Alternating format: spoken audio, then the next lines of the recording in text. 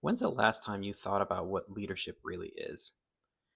I mean, like getting down to the core of what it is to be a leader.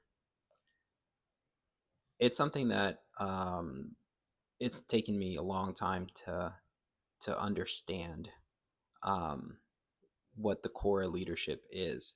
Now, there's many books written about this, so I'm not going to go. There's people who are much more experienced in leadership, in the sense that they're experts in the material, right? In the behavioral aspect of it, and in being CEOs, etc. Um, but I like the way that John Maxwell puts it, where he says that leadership is influence, pure and simple, and that's it. And and I want us to take that concept of leadership being influence and look at it through a lens of our faith and how, as Christians, we can apply the principles of our faith through leadership, to be as good of a leader as we can. Um, One of the things that I want to mention right off the bat is that we have to come to grips with the fact that ultimate influence is divine, right? And what that means is that ultimate influence is out of our hands.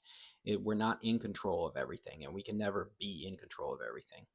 So once we understand that concept, and once we accept that concept, that we can do everything we can physically, work wise, etc., lay out as best plans as possible.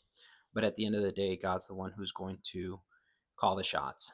And our job is to make sure that we are in line as much as possible with what, excuse me, He wants for us. So to make sure that we have the right line of sight, so to speak, for our purposes. This encompasses basically three things. Number one, trusting in God. And that means that we understand that um, we we are in His hands, and that all our decisions are basically through Him. Number two, we have to humble ourselves, and we have to say, along the same lines, that look, this is something that I'm not 100% equipped to do. I am going to humble myself before God and just lay it at His feet. And then number three is to be able to serve. Um, One of the things that I think is underrated currently in leadership is the ability to be a servant and to be a vessel for action for others. Right?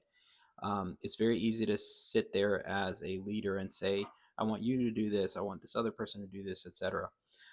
Um, but then some of the tasks that need to be done um, are are are left to folks um, who never really get an experience or a chance to lead. And the leader sees those tasks as beneath them, beneath their own selves, right? And so we have to be sure that we never allow that to happen. There's plenty of examples and multiple references that I could mention of great leaders kind of humbling themselves, and saying like, look, here's a task and it needs to be done, and I'm the one who's going to do it, A, because it needs to be done, and B, because I'm not above that task, right?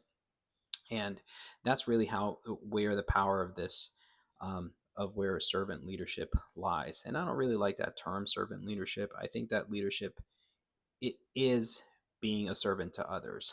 Like there's no other way to do it. um, you take Jesus' example and you say, look, I am going to wash other people's feet.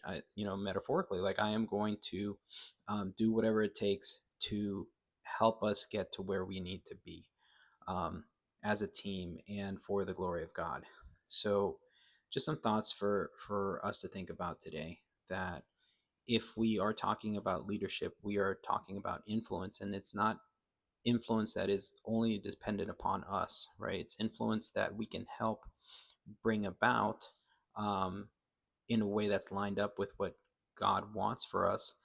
But we have to make sure that it is lined up and that we are trusting in Him, humbling ourselves before Him, and serving others and Him, to accomplish that.